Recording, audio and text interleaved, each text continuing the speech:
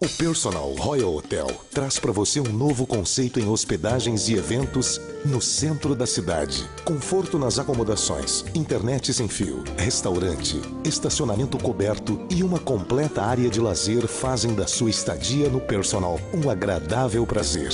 Para festas particulares e eventos empresariais, o Personal dispõe da melhor estrutura da cidade. Personal Royal Hotel. Excelência em todos os quesitos, bem no centro de Caxias.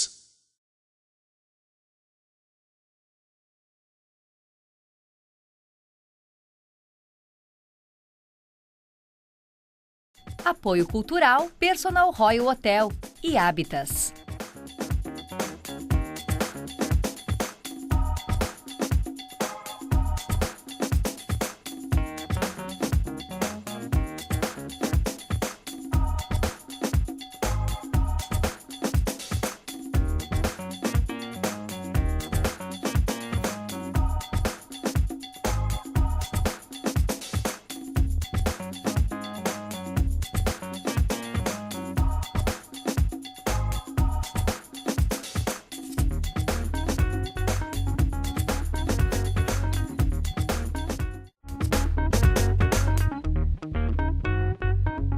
O Brasil vive desde junho um novo momento democrático. A busca por melhorias sociais e o descontentamento com os atuais líderes políticos levou uma multidão para as ruas em todo o Brasil.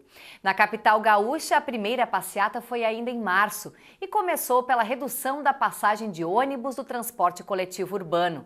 Em pouco tempo, a iniciativa ganhou peso, a adesão de novos personagens e uma série de reivindicações. No programa de hoje, vamos analisar a repercussão e o futuro das manifestações populares. É o programa Conexão Alternativa que está começando agora.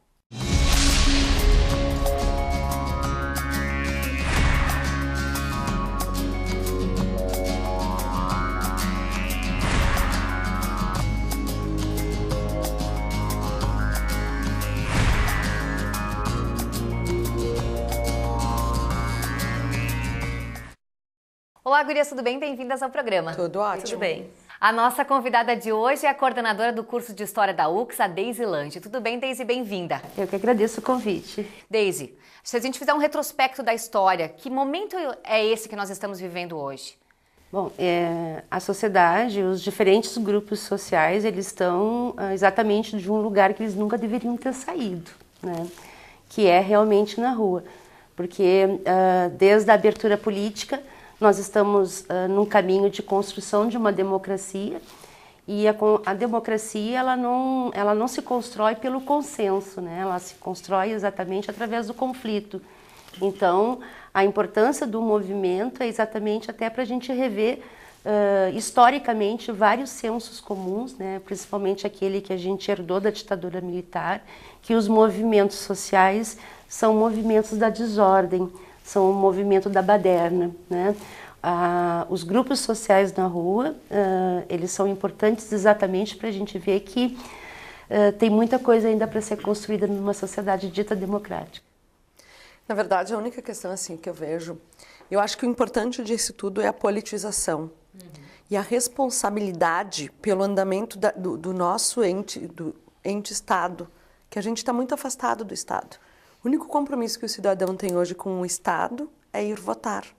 E a gente cansa de ouvir falar as pessoas falando, comentando que só vão votar porque é o voto obrigatório. É verdade. Então, esse distanciamento, que eu acho, se criar um senso de politização nas pessoas, que acompanhem, que saibam o que está acontecendo, eu acho que esse é o grande mérito desse caminho da rua.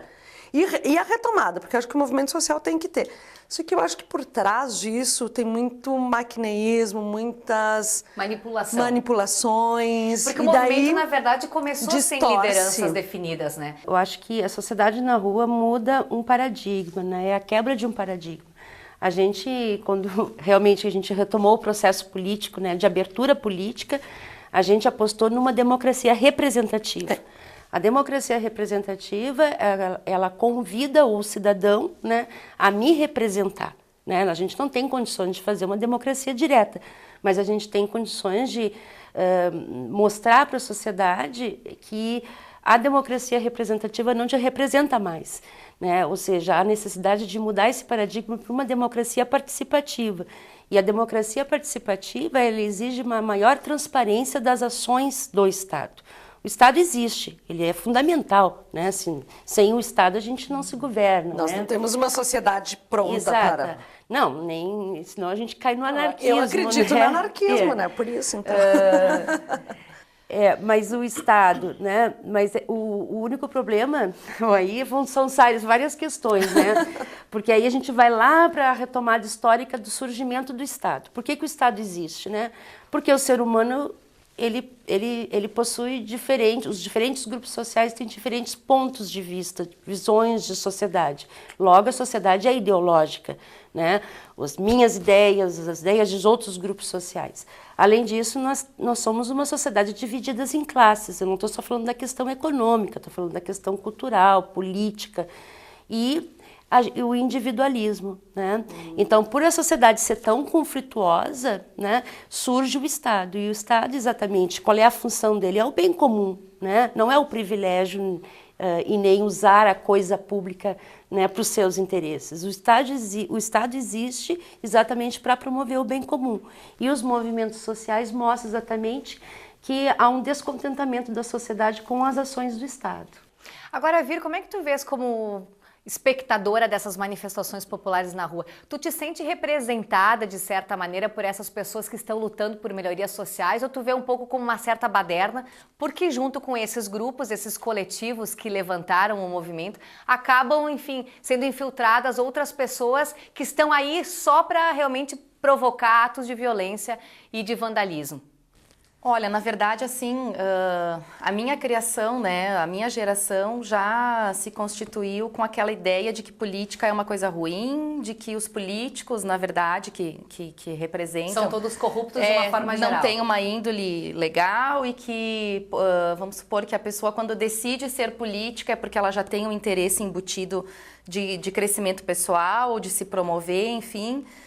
Então, no momento que se percebe assim, todo esse movimento, né, na rua para tentar ressignificar algumas coisas, sem dúvida gera todo um entusiasmo.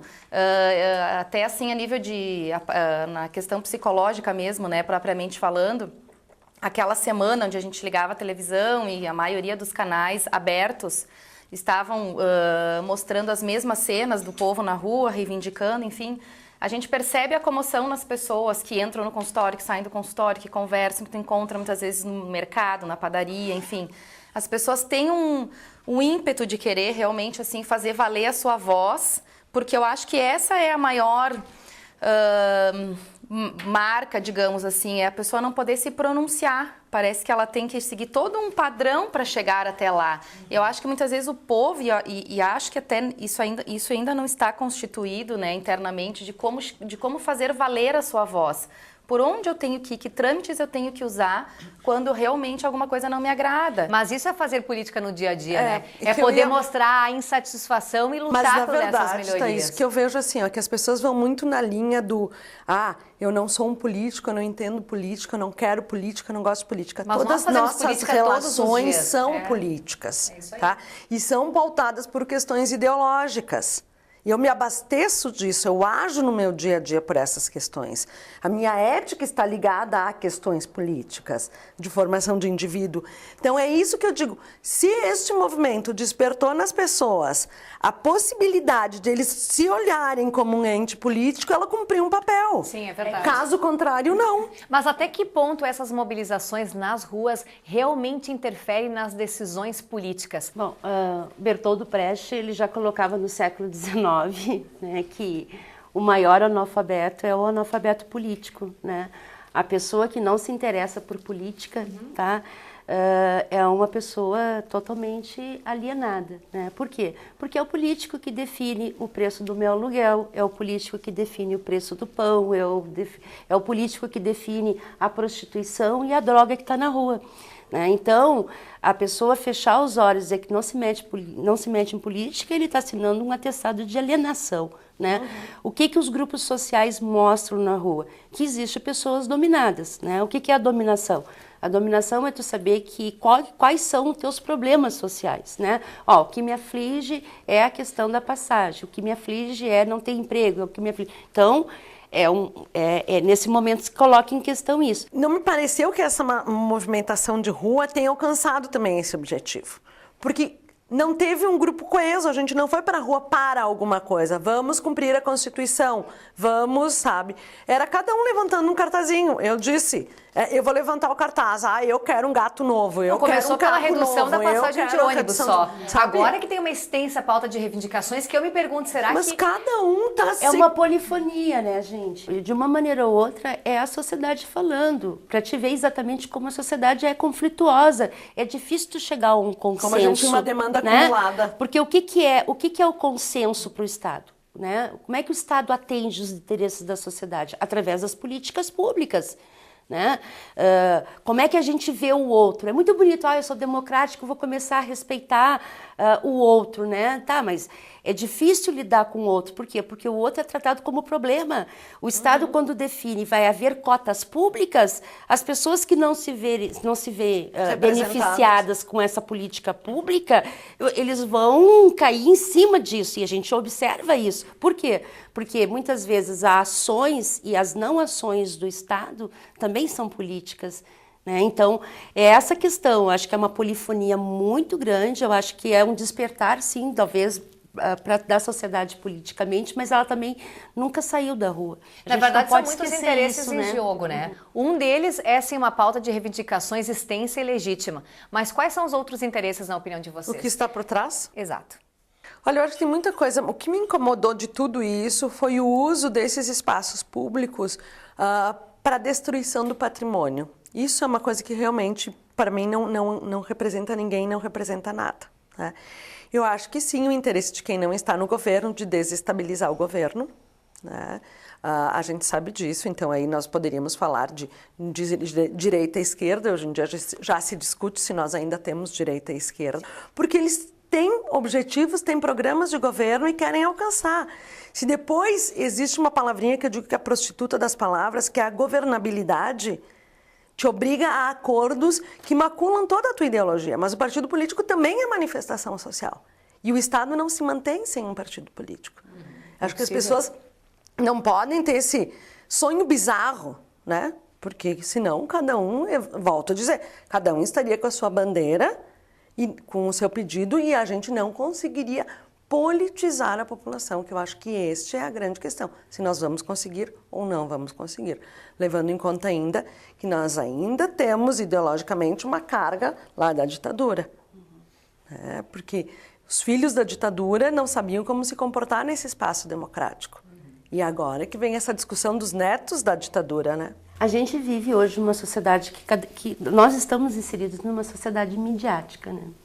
Por estarmos inseridos numa sociedade midiática, a gente recebe de diferentes mídias, diferentes mediações, diferentes propostas de comportamentos sociais. Numa sociedade que nem a nossa, que não foi letrada pelo livro, né? Porque a nossa educação ela é pautada pela oralidade, né? Talvez a televisão, né? Ela tenha sido uma das maiores beneficiárias disso. Por quê? Porque como a gente não tem uma postura crítica frente às diferentes mediações, nem fomos preparados para isso, a televisão muitas vezes ela cumpre esse papel de meio de condução formadora de opinião. Por quê? Porque a sociedade, por grande parte da sociedade, eu estou falando, né? Não estou falando de grupos mais esclarecidos, mas grande parte da sociedade, que é a sociedade latino-americana e principalmente brasileira, que não tem alfabetização. E quando eu falo em alfabetização, não é só educação, não é só escola. Né? Eu sempre repito isso. As pessoas não vão ao cinema, as pessoas não vão a um museu, as pessoas não vão a uma biblioteca, as pessoas não vão a um espetáculo de ópera, ou nunca foram. Né? E muitas vezes a informação que ela recebe é aquilo que vem pela televisão. Além disso, é uma sociedade extremamente violenta. Em casa, na rua, a gente tem medo de se aproximar do outro, né? E ao mesmo tempo uma péssima distribuição de renda. Então a mídia, numa sociedade que nem a nossa, ela tem uma influência muito grande.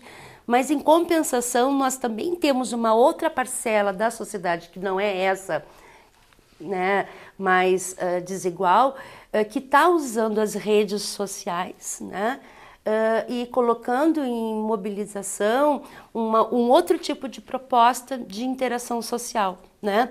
Então não é mais o furo jornalístico que conta, é a Daisy já postar lá rapidamente o acontecimento, né, que ela está vivendo naquele momento e transformando isso em fato, porque vai ser curtido e replicado por várias pessoas. E sem censura, com a possibilidade de repercutir. A gente vai para um rápido intervalo no programa Conexão Alternativa e volta já já com o assunto. Não saia daí.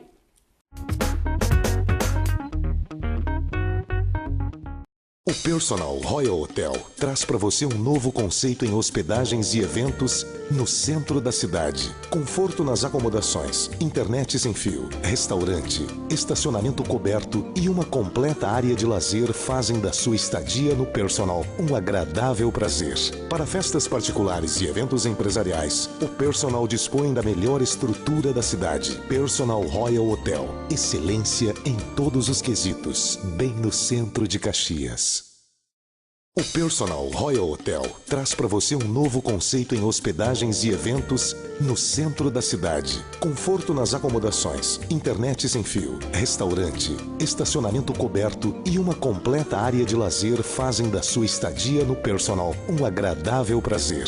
Para festas particulares e eventos empresariais, o Personal dispõe da melhor estrutura da cidade. Personal Royal Hotel. Excelência em todos os quesitos, bem no centro de Caxias.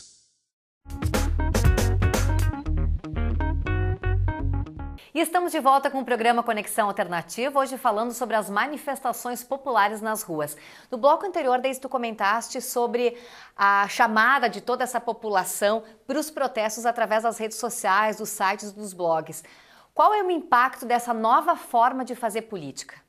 Bom, a mais importante é que a gente rompe um pouquinho historicamente, né? Se a gente for lembrar da Segunda Guerra Mundial. Né? Como é que eu recebia as notícias da Segunda Guerra Mundial? Pelo rádio. Né? Antes foi pela imprensa. E na Idade Média, quem me dava a informação era a igreja. Então, mas com muita censura, e agora conforme mas o rádio também era um filtro, né? Então, conforme a sociedade, conforme o contexto, tem uma mídia atuando, né? Então, a gente sabe que na Segunda Guerra a gente recebia as notícias pelo rádio. Se a gente for lembrar, a televisão é o homem na lua, né? É impossível não lembrar da televisão e não associar esse passo da humanidade através da televisão. Então, e com a televisão se inaugurou o quê? Né? Uma informação vertical, ela vem de cima para baixo. Alguém elege a pauta, define a pauta, traduz essa pauta e chega a uma conclusão por mim e eu fico ali totalmente passivo, né? Com as redes sociais, a informação se torna horizontal. Não é mais o conteúdo que conta, né? Mas é o número de pessoas que eu posso, que vão ter acesso a esse conteúdo, mas pela conectividade das pessoas. Se eu não estiver conectado, eu me torno um analfabeto digital. Né? Então, e numa sociedade desigual, como eu estava falando anteriormente, né, onde a escola não está sabendo lidar com isso, nem com as novas tecnologias, então já gera analfabetos, né? E o não acesso a essa informação também gera analfabetos, e não saber fazer uma leitura crítica disso também já gera mais analfabetos digitais. Agora, eu acho que tem um ponto interessante também, assim, nessa questão sociológica, né, ou até novamente na questão psicológica, né, como um todo. Por exemplo, se a gente for cercar aquela questão de Brasília, né, aquela manifestação ali, naquele contexto, assim, para quem vê de fora, como eu, né, uma leiga na questão política, mas entre aspas, nesse assim, sentido. Não pode te ver de fora, né? Não, tudo bem, mas enfim, eu não estava ali, mas me senti de uma certa forma representada na questão, por exemplo, da revolta das pessoas em relação à atitude realmente de alguns políticos que nos representam. Então, talvez a agressividade no momento das invasões, depredação, sem dúvida não é positiva. Por outro lado, ela tem talvez um objetivo de gerar esse impacto para que realmente a postura dos nossos políticos sejam mais transparentes. É um caráter simbólico muito grande. Por quê? Porque dentro dessa dominação tradicional no Brasil, a gente tem, assim, elementos desse Estado que ele é autoritário, ele é burocrático, mas ele é principalmente patrimonialista. Quando se constitui Estado, a barreira que há, porque o Estado se constitui da onde? Ele sai daqui, né? São da sociedade como um todo. Eu saio daqui, um representante vai para lá. Quando ele vai para lá, né, para o Estado, não é que tem uma parede, mas o princípio deveria ser o quê? A legalidade. Só que ele leva exatamente os ranços que existem na sociedade para o funcionamento dessa máquina pública. E uma das principais questões é a corrupção. O que é a corrupção? É o patrimonialismo, é tu te apropriar de uma coisa que é pública para os seus interesses privados. Quer dizer, como é que as pessoas se chocam, né? Desculpe, né? Não tô apoiando, mas como é que choca tanto a sociedade, né? Quando chega a um extremo. Infelizmente, uma loja, uma propriedade ser atingida, roubarem uma televisão, um relógio, sei lá o quê, e as pessoas não se chocarem e acharem que é normal um político roubar 10, 12 milhões de reais da Previdência. Quantas pessoas ele matou? E não precisar devolver, né? Porque, na verdade, eles são muitas vezes até punidos de uma certa forma, mas o dinheiro não volta. Eu não consigo entender isso. Deixa eu pegar esse gancho. Na verdade, as manifestações e essa demonstração da tomada do poder para si, por exemplo, como tu citaste em Brasília, vou fazer o papel de advogada do diabo. É, na verdade, uma perda da ordem pública ou é, de certa maneira, maior participação social e uma transformação nesse sentido, política? Eu acho que é uma exigência de mudança de paradigma político toda a vida, né? Se o Estado e os políticos não repensarem, né, realmente o que é um partido político, o que é um sindicato, o que é uma ONG, o que é sociedade organizada, a gente não vai conseguir instaurar essa democracia. Por quê? Tem um autor muito interessante que trabalha com a questão da democracia, que é o Alain Touraine, e ele coloca, né, que o que está aí de sindicato, de associações, de partido político, não é mais os seus objetivos iniciais, né? Eles se corromperam. Que impacto isso pode ter nas próximas eleições? Mas eu acho, Thaís, só uma questão assim, eu volto a dizer, a manifestação social é extremamente importante. Os movimentos sociais têm que voltar para a rua, tem que rediscutir qual é o significado desse movimento social, que é o que tu falava. Mas a população não tem que ver. Tu não tem que ser o espectador disso. E essa é a grande questão, que eu espero que as pessoas, tendo ido para a rua nesse primeiro momento, percebam quão é importante elas continuarem na rua, ligadas no que está acontecendo, com uma visão crítica do que está acontecendo, não se deixando manipular como tem acontecido nos últimos tempos. Tá? E isso vai refletir... Sim, vai refletir muito nas próximas eleições. Não sei de que forma. Talvez fortaleça até mesmo o partido que está no governo, não sei. E o mais interessante foi o momento, né? Que momento é esse? O momento da confederação, né? Da Copa das Confederações. Por quê? Porque o Estado, dentro da sua visão, ele imaginava que o brasileiro seria muito feliz, porque a gente está dando uma nova carga simbólica ao brasileiro verde e amarelo, o brasileiro do futebol, o brasileiro do carnaval. E a sociedade vendo isso, não, mas não é essa a minha memória, eu não quero, né, eu não quero essa identidade, eu quero uma outra identidade. Eu acho que se movimentar, né, e gerar uma outra visão de brasileiro, de uma outra visão de sociedade, que rompe com o brasileiro carnaval, brasileiro futebol, né, ele não se vê mais representado. Então, é uma sociedade que está começando a se constituir. Mas eu acho que está buscando representações. Ele tá questionando assim, eu não me vejo representado no samba, no futebol, não sei o quê, não me vejo representado neste político. E eu começo a questionar, daí eu me pergunto, e eu começo a me questionar o que me representa, ou eu só vou replicando o que eu ouvi no Face, o que eu ouvi na rua? Mas eu acho que ele se vê representado por esses símbolos. Na verdade, ele não se sente contente apenas com isso, ele quer muito mais. Tanto que é que outros assuntos que não vinham à tona, que não eram discutidos, por exemplo, o fato de o Estado ser laico, veio à tona agora com a chegada do Papa. Nós não pensaríamos em discutir esse assunto há um tempo atrás, porque consta na Constituição, todo mundo está acostumado com os símbolos religiosos, será que todo mundo tem o seu momento, não tem o seu espaço, não tem? Até essas discussões estão vindo à tona. Quer dizer, eu acho que a sociedade como um todo vem sendo questionada. Uma ebulição. E isso é muito positivo. Está em uma ebulição política. Mas eu acho que o mundo está em ebulição. Na Europa começou mais ou menos em 2010, depois as crises foram surgindo e desencadeando outras manifestações, né? Pegamos o Egito, tivemos na Grécia, tivemos na Espanha, tivemos na França, e as coisas vão... O mundo está se questionando, eu acho que a gente está indo para um novo momento. Mas uma contradição interessante, assim, é justamente aquela ideia que se tinha de que o brasileiro era um povo pacífico, que de uma certa forma também... Acomodado e aceitava tudo. Porém, às vezes dentro dos lares ou de discussões de grupos menores, em família, enfim, o que se ouvia, né? Que era um absurdo, que como é que podia acontecer essas coisas, né? Enfim, existia uma revolta, mas ela não tinha uma voz para fora, digamos, desses grupos menores, né? Essa é uma visão que se construiu para a sociedade brasileira, Exato. Né? Eu sempre digo assim, que uma vitória da ditadura militar foi exatamente isso, né? Um achatamento cultural da sociedade. Se a gente for pegar a questão da escola, né? Porque como educadora eu também tenho que pensar na questão da formação. Se a gente for analisar, até a década de 90, os alunos eles não tinham nem história nem geografia, eles tinham os estudos sociais. Quer dizer, o cara não aprendia nem história nem geografia. A mudança, né, para o ensino de história e geografia é de 90.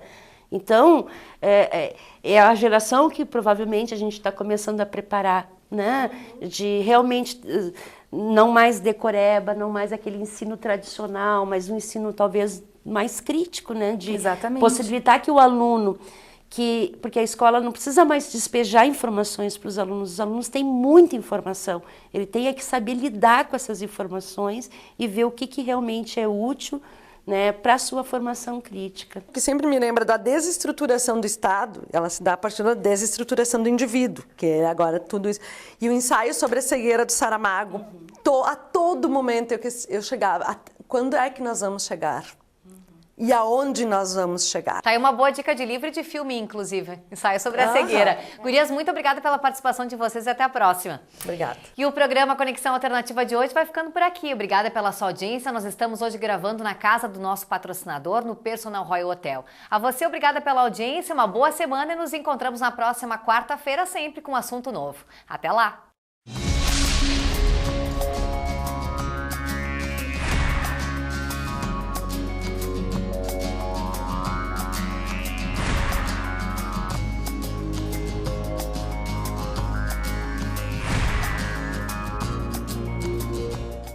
O Personal Royal Hotel traz para você um novo conceito em hospedagens e eventos no centro da cidade. Conforto nas acomodações, internet sem fio, restaurante, estacionamento coberto e uma completa área de lazer fazem da sua estadia no Personal um agradável prazer.